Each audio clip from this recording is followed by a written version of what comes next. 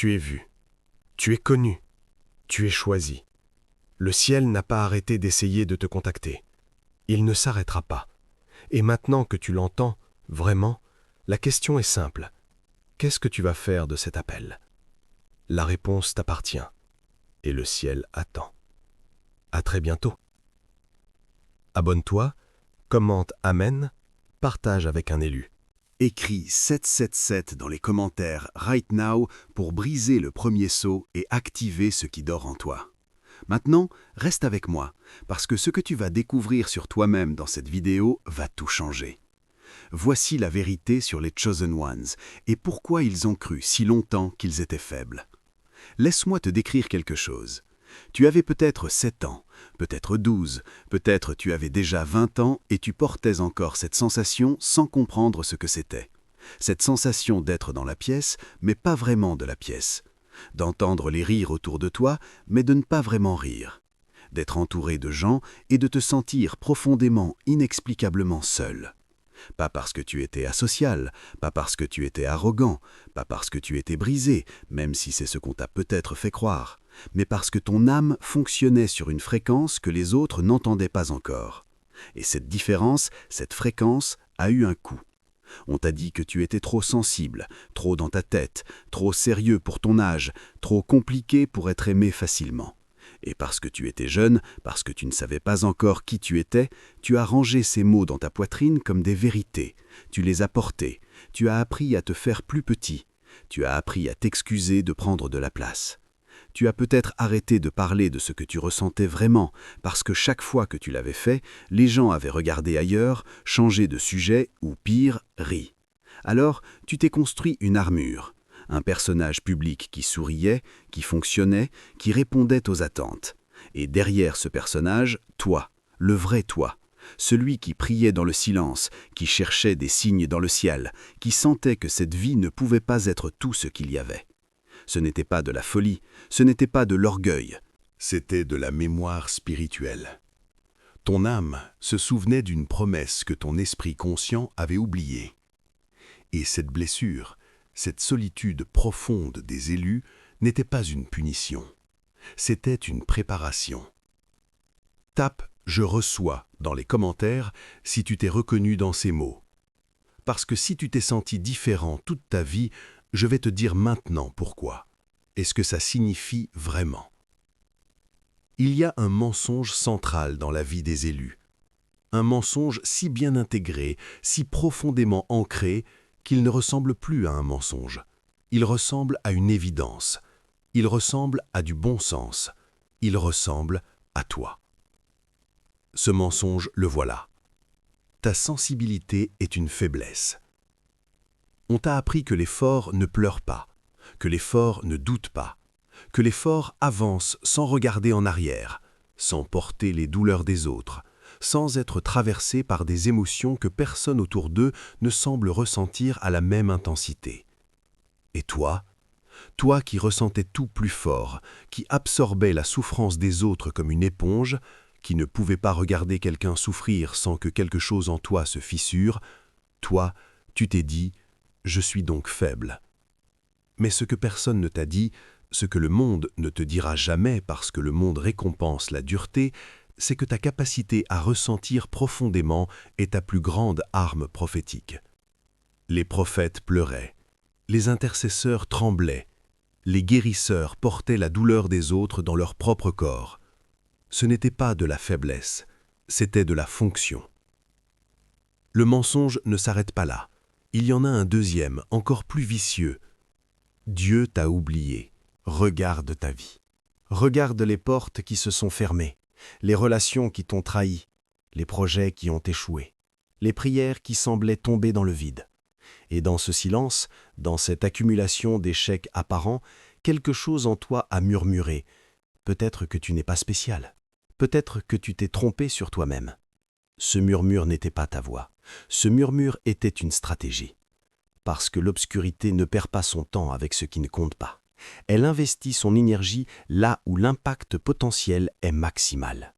Et si ta vie a été une guerre depuis le début, c'est parce que ta destinée est une menace réelle. Écris Mensonge brisé dans les commentaires pour déclarer ta libération. Le mensonge a fait son travail assez longtemps. Il est temps de voir la vérité. Pendant toutes ces années où tu te sentais invisible, tu étais le plus visible aux yeux de Dieu. Je veux que tu t'arrêtes une seconde, ferme les yeux si tu le peux et imagine la scène suivante. Il y a une forge, un feu et un métal brut, imparfait, plein d'impuretés, encore loin de ce qu'il est censé devenir. L'artisan prend ce métal et le plonge dans le feu. Le métal ne comprend pas pourquoi. Tout ce qu'il ressent, c'est la chaleur, la pression, la douleur de la transformation. Tout ce qu'il perçoit, c'est qu'il brûle. Mais l'artisan, lui, voit déjà le résultat final. Il voit l'épée, il voit l'outil, il voit ce que ce métal peut devenir entre ses mains. Tu étais ce métal. Et chaque saison difficile de ta vie, chaque trahison, chaque deuil, chaque période de sécheresse spirituelle était le feu de la forge. Dieu ne t'a pas oublié dans ces moments. Il t'y a mis, avec intention, avec amour, avec une connaissance parfaite de ce que tu pouvais supporter et de ce dont tu avais besoin pour devenir qui tu dois être. La Bible le dit clairement dans Jérémie 29, 11. « Car je connais les projets que j'ai formés sur vous, dit l'Éternel, projets de paix et non de malheur, afin de vous donner un avenir et une espérance. » Mais voilà ce qu'on oublie souvent sur ce verset. Il a été écrit pour des gens en exil, pour des gens qui souffraient, pour des gens qui se demandaient où était Dieu dans leur douleur. Et c'est précisément dans cet état de rupture que Dieu a dit « Je connais mes projets pour vous ». Pas « je connaîtrai », pas « j'aimerais », mais « je connais », présent, actif, certain. Pendant que tu pleurais, il planifiait. Pendant que tu doutais, il construisait. Pendant que tu te croyais perdu, il traçait le chemin. Tu n'étais pas abandonné, tu étais façonné. Tape « Merci Seigneur » si tu réalises maintenant que ta souffrance avait un sens. Parce que la section suivante va te montrer le moment exact où quelque chose se réveille dans les élus, et peut-être que c'est en train de se passer en toi, là, maintenant. Il y a un moment dans la vie des élus, un moment précis, difficile à nommer, impossible à ignorer. C'est le moment où quelque chose s'allume. Pas de manière dramatique toujours, pas forcément avec des visions ou des voix. Parfois c'est une phrase dans une vidéo qui te transperce comme une lame. Parfois c'est un verset que tu as lu 100 fois, et soudain, cette fois-ci, il parle, directement à toi, comme s'il avait été écrit pour ce moment précis de ta vie. Parfois c'est une douleur tellement insupportable que tu tombes à genoux, et dans cette posture de cassure totale, tu rencontres quelque chose que tu n'avais jamais rencontré aussi clairement, la présence de Dieu. Ce réveil dans la vie des élus ressemble rarement à ce qu'on nous a montré dans les films. Ce n'est pas forcément la lumière qui inonde la pièce, ce n'est pas toujours l'extase. Parfois le réveil ressemble à une fatigue profonde de vivre en dessous de qui tu sais être. La souffrance que tu as traversée, les deuils, les trahisons, les portes fermées, les saisons sèches où Dieu semblait absent, ce n'était pas de l'abandon, c'était de la formation. L'or ne devient pur qu'après le feu. Le diamant ne se forme que sous pression extrême. Et les grandes âmes, les âmes que Dieu utilise pour transformer des générations, ne se construisent pas dans le confort. Ce que tu as vécu t'a rendu capable. Ce que tu as traversé t'a donné une profondeur que rien d'autre n'aurait pu te donner. Troisième message, il est temps de répondre. Pas demain, pas quand tu te sentiras prêt, pas quand ta vie sera parfaite, maintenant. L'appel de Dieu n'attend pas les conditions idéales. Il appelle des gens ordinaires dans des circonstances imparfaites et il en fait quelque chose d'extraordinaire. La seule question est-ce que tu vas dire oui? Tape « Je reçois » dans les commentaires pour accepter ce message, pour dire oui au ciel, pour ouvrir ta main et recevoir ce qui t'a été destiné depuis le début. Ce que le ciel te dit ce soir n'est pas compliqué, ce n'est pas mystérieux, c'est simple et c'est puissant. Je t'ai vu, je t'ai connu avant ta naissance, j'ai compté chacune de tes larmes, j'ai gardé chacune de tes prières, et maintenant, je t'appelle à monter plus haut. Tu entends ça? Pas à être parfait, pas à avoir tout réglé, pas à avoir compris tous les mystères, juste à monter, un pas, dans sa direction. Il y a quelque chose que je dois t'expliquer. Une distinction que peu de gens comprennent. Et cette distinction pourrait changer ta façon de voir ta vie entière. Il y a une différence entre être appelé et être élu. Dans Matthieu 22, 14, Jésus dit ces mots. « Car beaucoup sont appelés, mais peu sont élus. Beaucoup sont appelés. » Dieu ne discrimine pas à l'entrée. Il ne choisit pas arbitrairement certaines âmes et en rejette d'autres. L'invitation est large. L'amour est immense. L'appel résonne pour tous.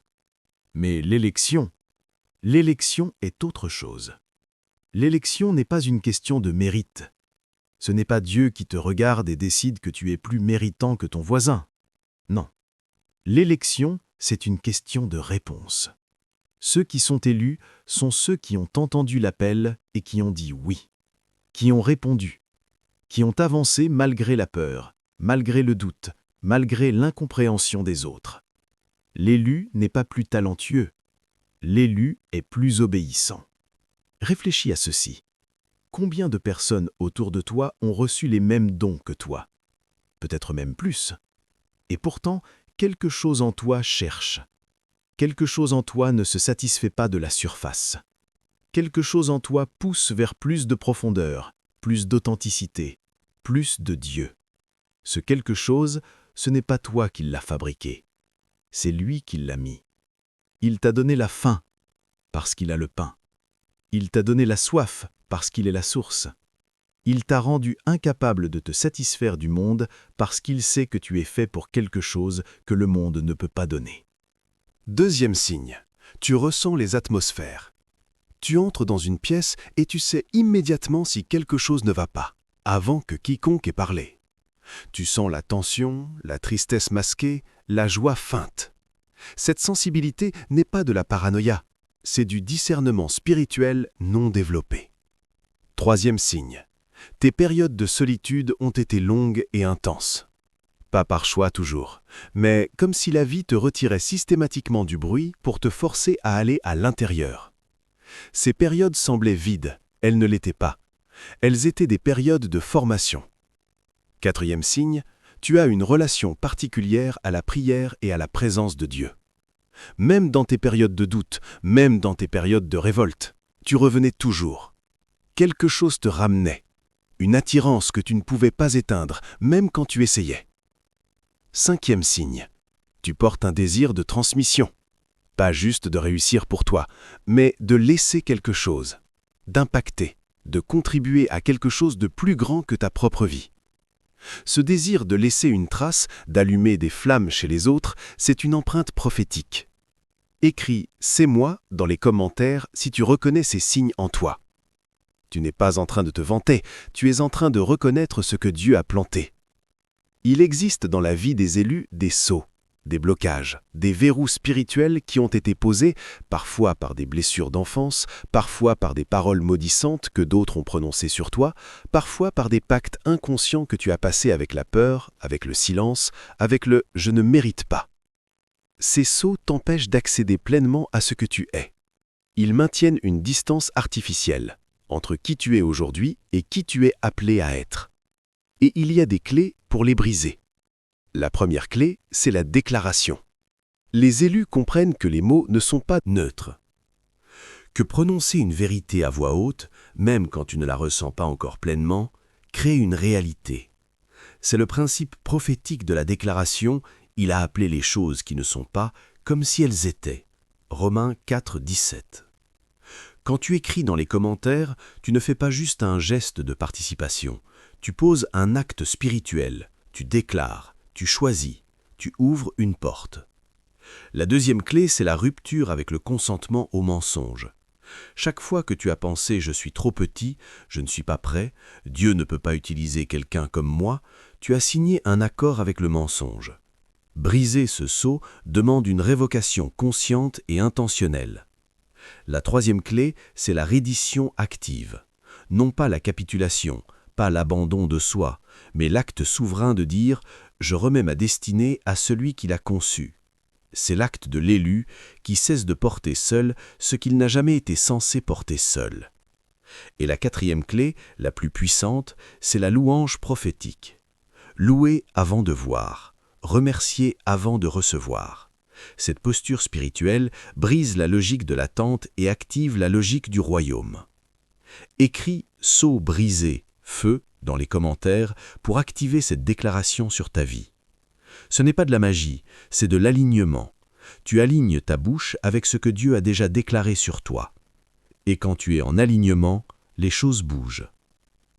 Tout ce que tu as traversé, chaque larme, chaque nuit de doute, chaque saison de désert, chaque trahison qui t'a laissé à genoux, tout cela était une formation pour quelque chose de précis. Tu n'as pas souffert pour rien, tu as souffert pour quelqu'un. Il y a des gens en ce moment même qui sont exactement là où tu étais à ton point le plus bas. Ils souffrent de la même solitude que tu as portée. Ils doutent du même Dieu que tu as failli abandonner.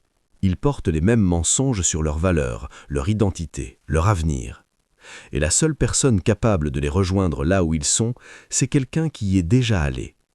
Pas un théoricien de la foi, pas quelqu'un qui a tout eu facilement et qui te dit que Dieu est bon depuis son confort, mais toi qui as pleuré et qui as quand même choisi de Rester. Toi qui as douté et qui as quand même choisi de revenir. Toi qui as été brisé et qui t'es relevé, non pas parce que tu étais fort, mais parce que quelqu'un en toi l'était. Ta mission n'est peut-être pas encore totalement claire, c'est normal.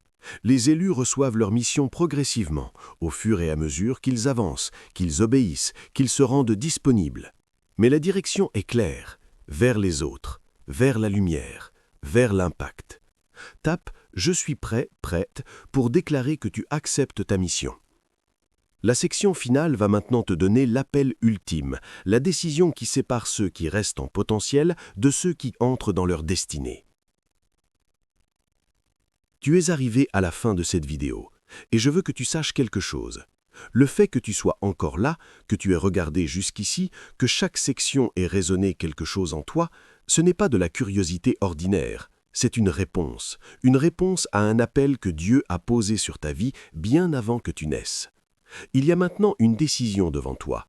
Pas une décision dramatique, pas une décision qui demande que tu aies tout compris, que tu sois parfait, que tu aies réglé toutes tes blessures. Juste une décision simple, la plus importante que tu puisses prendre aujourd'hui. La décision de dire oui. Oui à l'élévation, oui à l'approfondissement de ta relation avec Dieu, oui au fait que tu es différent et que cette différence est un don, pas un défaut. Oui au fait que ta souffrance avait un sens et que ta destinée est réelle. Oui au fait que tu n'as plus besoin de te faire petit pour que les autres se sentent à l'aise. Les Chosen Ones ne sont pas ceux qui n'ont jamais douté, ce sont ceux qui ont douté et qui ont quand même choisi. Ce sont ceux qu'on a cru faibles jusqu'à ce que quelque chose se réveille. Ce quelque chose est en train de se réveiller en toi, là, maintenant. Écris « Oui Seigneur » couronne feu dans les commentaires pour sceller ta décision. Et si cette vidéo t'a touché, partage-la avec quelqu'un qui a besoin de l'entendre. Quelqu'un qui se croit oublié, quelqu'un qui ne sait pas encore qu'il est choisi. Tu es vu, tu es connu, tu es choisi. Et ta meilleure saison, elle commence maintenant.